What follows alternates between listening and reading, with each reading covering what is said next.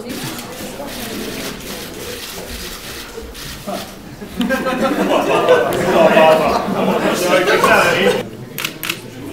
samotnými požiadavkami, ktoré sú ultimatívneho charakteru, ja neviem pracovať. Čo môžeme urobiť, to je práve to, aby ministerstvo bolo pripravené, dovoluje pripraviť naozaj technické návrhy riešení tak, aby sa vyriešili všetky problémy, ktorých sa dotkla aj výzva tejto iniciatívy. To znamená, sme pripravení riešiť kontinuálne vzdelávanie. Tam sme našli zhodu na tých základných obrysoch toho, čo treba meniť. Takisto sme pripravení pripraviť do volieb konkrétny materiál o tom, ako má do budúcnosti vyzerať. Zhodneme sa každopádne v tom, že do budúcna určite potrebujeme nastaviť programy tak, aby sa vybavenie škôl zlepšilo, aby sa vytvorila väčšia rovnováha vo vybavení jednotlivých škôl. O kontinuálnom vzdelávaní som už hovoril, tam máme absolútnu zhodu, že ten systém nefunguje. Nechcem, aby sa vytvorila zlá atmosféra vo vnútri škôl. Opäť povedzme si niečo o tom, aký charakter má mať táto nátlaková akcia.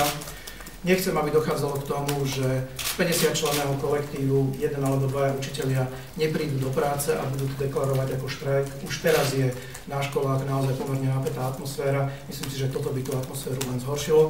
A predovšetkým nechcem, aby sa nátlakové akcie negatívne dotkli rodičov, aby sa dotkli detí.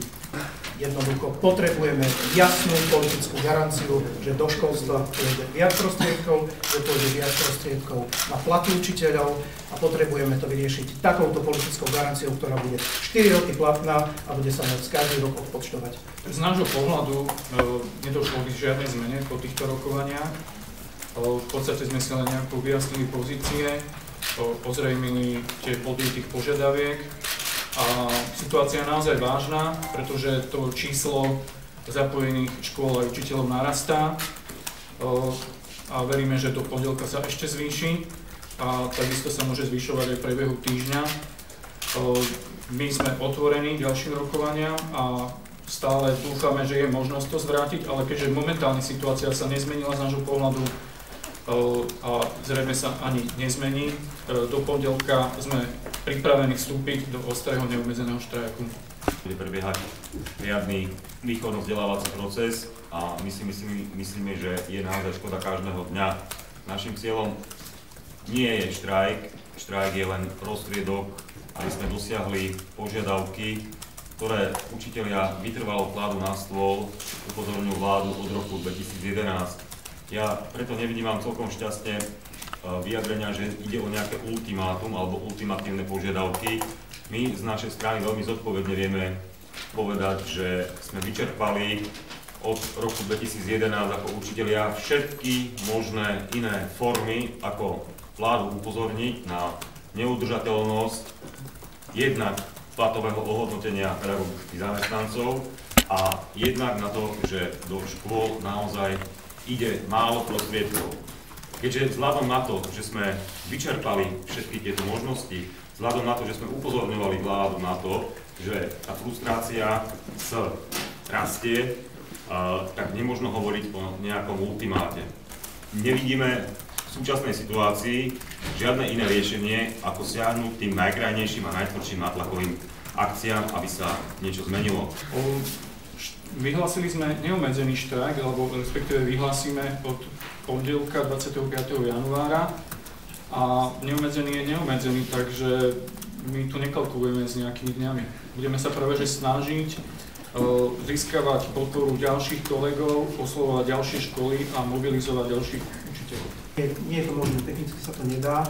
Sme ale pripravení vždy rokovať so zástupcami rôznych skupín učiteľov o tom, čo sa ešte dá vylepšiť v procese, ktorý už sme naštartovali, to znamená v príprave tých prielomových dokumentov, ktoré zabezpečia konkrétne kroky priamo po voľbách. Vždy sme ochotní na dialog, vždy sme ochotní stretnúť sa. Zatiaľ je registrovaných približne 10 000 učiteľov, ten počet škôl sa približuje ku 600, tie čísla sa samozrejme môžu meniť, ale čo s tým mienite robiť, ak tie školy naozaj budú zatvorené? Čo majú robiť tí rodičia, čo im ponúknete vy? Ja nechcem, aby sme strávili tento briefing tým, že sa budeme hádať o tých číslach. Ja viem, že na niektorých školách napríklad sa snažia zvoliť také riešenie, že sa dá riaditeľské voľno. Máte podporu 10 000 učiteľov, zhruba 600 škôl. Už toto je číslo, ktoré podľa vás ochromí? Ja myslím, že to bohate stačí. Áno. Tragédia je, keď nefunguje jedna škola. Keď len jedna trieda sa neučí z nejakých dôvodov, ktorým sa dá predísť, tak už to je tragédia a to je škoda pre celú spoločnosť. Bohužiaľ nemáme iný spôsob, nemáme iné riešenie, ako takto tlačiť na vládu. Ja ponúkam politické riešenie, tak ako sme ho ponúkli už minulý rok. To znamená, v tejto chvíli potrebujeme, aby sa zhodlo celé školské prostredie na konkrétnej formulácii, ktorá pôjde do programového vyhlásenia vlády. A toho času bolo stále dosť, my si myslíme, že aj trošku hrajú, naťahujú ten čas, aby sa by mohli vyhovárať, že už sa nedá. Ono stále sa dá, treba dobre pozorne študovať aj všetky zákony, ústavu a tak ďalej. Áno. Vláda zasadá až dovtedy, pokiaľ nie je neúplne volebné funkčné obdobie. Parlament, Národná rada má zasadať nepretržite. Prečo teraz majú prázdniny, to my nevieme, hej? To my nemôžeme ovplyvniť. Urobili sme, čo sa dalo z hľadiska zlepšenia toku učebníc na školy, urobili sme, čo sa dalo z hľadiska štátnych vzdelávacích programov, ktoré vychádzali v prvom rade z toho, čo prichádzalo ako impulzy zo samotných stavovských organizácií. Ďalej vieme pokračovať tak, že príjmeme politickú garanciu, že tie platy porastú ešte rýchlejšie, keďže vieme, že dynamikou kolektívneho vyjednávania sa to dosiahnuť nebude dať. Pán minister, ja som skôr myslela tú metodiku, že tam boli porovnávané priemerné platy podľa krajov, ale požiadavka učiteľov bola 1,2-násobok nepriemerného platu v kraji, ale v národnom hospodárstve. Ja som odpovedal, že to bolo na ilustráciu, ako to už vyzerá v jednotlivých krajoch. Samozrejme, že ešte nedosahujeme presne ten 1,2-násobok, keď sa pozrieme na celé Slovensko, ale sme blízko.